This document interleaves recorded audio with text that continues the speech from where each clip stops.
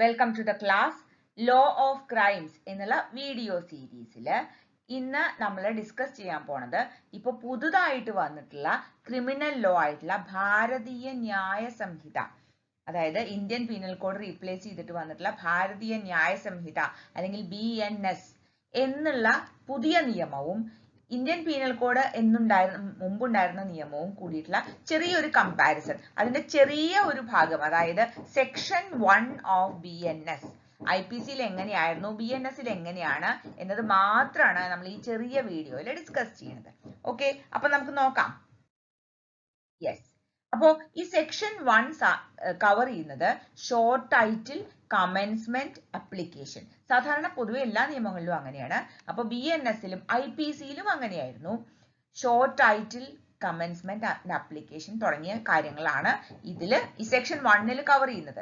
പക്ഷെ IPC-ൽ വ്യത്യാസം എന്താ വെച്ചാൽ ഷോർട്ട് ടൈറ്റിൽ സെക്ഷൻ 1, പിന്നെ 2, 3 അങ്ങനെ ഉള്ള സെക്ഷൻസിൽ കവർ ചെയ്തിരുന്ന എല്ലാ കാര്യങ്ങളും കൂടിയിട്ട് സെക്ഷൻ 1-ന്റെ സബ്സെക്ഷൻസ് ആയിട്ടാണ് ഈ കാര്യങ്ങളൊക്കെ BNS എന്ന് പറയുന്ന ഭാരതീയ ന്യായ സംഹിതയിൽ കവർ ചെയ്യുന്നത്. ഓക്കെ, അപ്പൊ നമുക്ക് നോക്കാം.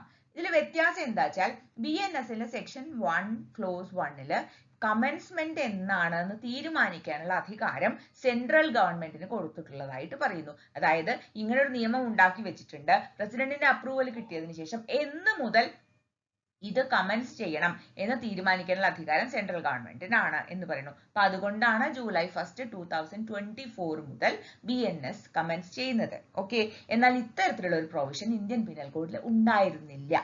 ഓക്കെ, ഇനി അതിന്റെ അപ്ലിക്കേഷൻ, അതായത് ഭാരതീയ ന്യായ സംഹിത എന്ന് പറയുന്ന ഇന്ത്യയുടെ ഈ ക്രിമിനൽ കോഡ് എവിടെയൊക്കെ അപ്ലിക്കബിൾ ആണ് എന്നതാണ്. സാധാരണയായിട്ട് ഇതിനു മുമ്പ് IPC പറഞ്ഞിരുന്ന അതേപോലെ തന്നെയാണ് ഇത് പറയുന്നത്.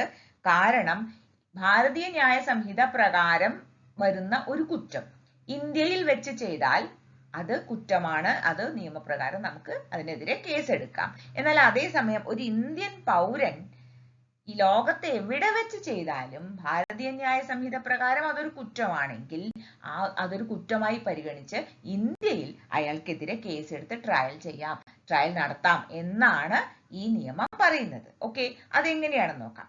അപ്പൊ അത് പല സബ്സെക്ഷൻസിലായിട്ടാണ് അതിനെ ക്ലിയർ ആയിട്ട് പറയുന്നത്. അതായത് 1, ഇന്ത്യയിൽ വെച്ച് ചെയ്യുന്ന കുറ്റങ്ങൾ സെക്ഷൻ 1 സബ്സെക്ഷൻ 3-ലാണ് പറയുന്നത്.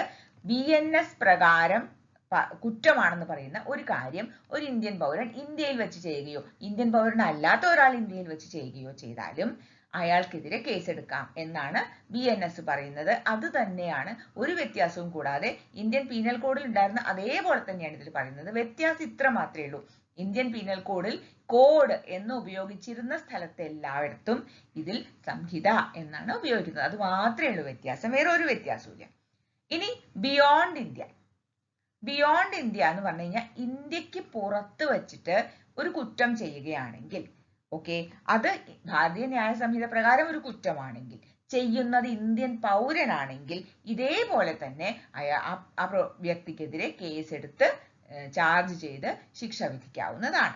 ഓക്കെ, എന്നാൽ ഇത് എത്ര വരെ എക്സ്റ്റെൻഡ് ചെയ്യും എന്നൊരു ചോദ്യമുണ്ട്. ഈ ഭാരതീയ ന്യായ സംഹിതയുടെ ജൂറിസ്ഡിക്ഷൻ ഏതുവരെ പോകും? അത് ഇന്ത്യയുടെ ജിയോഗ്രഫിക്കൽ ബൗണ്ടറിയിൽ നിൽക്കുമോ? ഇന്ത്യയുടെ ജിയോഗ്രഫിക്കൽ ബൗണ്ടറിക്ക് അകത്താണെങ്കിൽ, അത് including air distance 12 nautical miles എന്നാണ് പറയുക.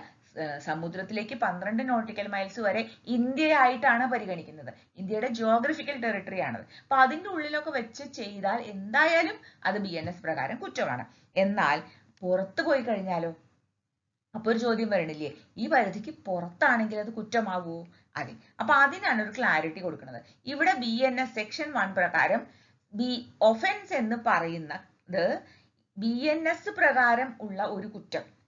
ആ കുറ്റം ലോകത്ത് എവിടെ വെച്ച് ചെയ്താലും ഇന്ത്യയിൽ വെച്ച് ചെയ്തിരുന്നെങ്കിൽ എങ്ങനെ കുറ്റമാകുമായിരുന്നുവോ അതേപോലെ തന്നെ കുറ്റമായി പരിഗണിക്കപ്പെടും. ഓക്കെ, ഇനി എവിടെയൊക്കെ വെച്ച് ചെയ്താൽ, എവിടെ വെച്ച് ചെയ്താലും, ലോകത്തിന്റെ എവിടെ വെച്ച് ചെയ്താലും ചെയ്തത് ഒരു ഇന്ത്യൻ പൗരനാണെങ്കിൽ BNS പ്രകാരം കുറ്റക്കാരനാണ്.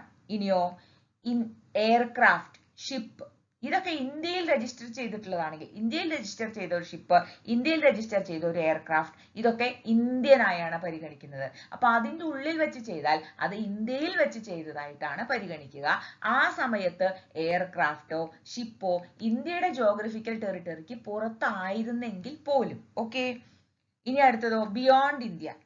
അതായത് ഇന്ത്യക്ക് പുറത്ത്, ഇപ്പൊ ഈ പറയുന്നത് പോലുള്ള ഷിപ്പിലോ എയർക്രാഫ്റ്റിലോ ഒന്നുമല്ല, ഇന്ത്യ എന്ന് നമുക്ക് ഒരു തരത്തിലും വിളിക്കാൻ പറ്റാത്ത ഒരു സ്ഥലത്ത് വെച്ചിട്ടാണെങ്കിൽ പോലും ചെയ്യുന്നത് ഇന്ത്യൻ പൗരനാണെങ്കിൽ തീർച്ചയായിട്ടും അതൊരു ഒഫൻസ് ആണ്. അത് മാത്രമല്ല, ഈ ഇന്ത്യയുടെ ജോഗ്രഫിക്കൽ ടെറിട്ടറിക്ക് പുറത്ത് വെച്ചിട്ട് ഇന്ത്യൻ പൗരനല്ലാത്ത ഒരാൾ ചെയ്താൽ പോലും ആ ചെയ്യുന്ന പ്രവൃത്തി ഇന്ത്യയിൽ ലൊക്കേറ്റ് ചെയ്ത ഒരു കമ്പ്യൂട്ടർ സംവിധാനത്തെ തകർക്കാൻ വേണ്ടി ചെയ്യുന്നതാണെങ്കിൽ, ഓക്കെ, അത് വളരെ ഇമ്പോർട്ടന്റ് ആണ്. അതായത് ഇന്ത്യൻ പൗരനായിരിക്കണമെന്നില്ല, ഇന്ത്യയിൽ വെച്ച് ചെയ്യുന്നതായിരിക്കണമെന്നില്ല, പക്ഷെ അത് ഇന്ത്യയിൽ ലൊക്കേറ്റ് ചെയ്ത ഒരു കമ്പ്യൂട്ടർ പ്രോഗ്രാമിനെ തകർക്കാൻ വേണ്ടി ചെയ്യുന്ന പ്രവൃത്തിയാണെങ്കിൽ അത് ഭാരതീയ ന്യായ സംഹിത പ്രകാരം ഒഫൻസ് ആയിരിക്കും. ഓക്കെ, സെക്ഷൻ 1 ഓഫ് BNS ഇതാണ് പറയുന്നത്. ഓക്കെ, ഇത് സമാനമായ ഭാഷയിൽ ചെറിയ വ്യത്യാസങ്ങളോട് കൂടി ഇന്ത്യൻ പീനൽ കോഡിലും ഇത് തന്നെയാണ് പറഞ്ഞിരുന്നത്. അപ്പൊ ഈ കമ്പ്യൂട്ടർ സിസ്റ്റം തുടങ്ങിയ വാക്കുകൾ അതിൽ ഉപയോഗിച്ചിരുന്നില്ല എന്നതൊഴിച്ചാൽ സമാനമായ പ്രൊവിഷൻസ് ഇന്ത്യൻ പീനൽ കോഡിലും ഉണ്ടായിരുന്നു. പക്ഷെ സെക്ഷൻ 1 മുതൽ 5 വരെയൊക്കെ പരന്നു കിടന്നിരുന്നത് BNS എത്തിയപ്പോൾ അത് സെക്ഷൻ 1-ൽ അതിന്റെ പല സബ്സെക്ഷൻസ് ആയിട്ടാണ് ഇത് പറഞ്ഞിരിക്കുന്നത്. ഇത്രയേ വ്യത്യാസം ആദ്യ ഭാഗത്ത് നമുക്ക് കാണാനുള്ളൂ. ഇപ്പൊ നമ്മൾ സെക്ഷൻ 1-നെ കുറിച്ച് മാത്രമാണ് ഡിസ്കസ് ചെയ്തത്.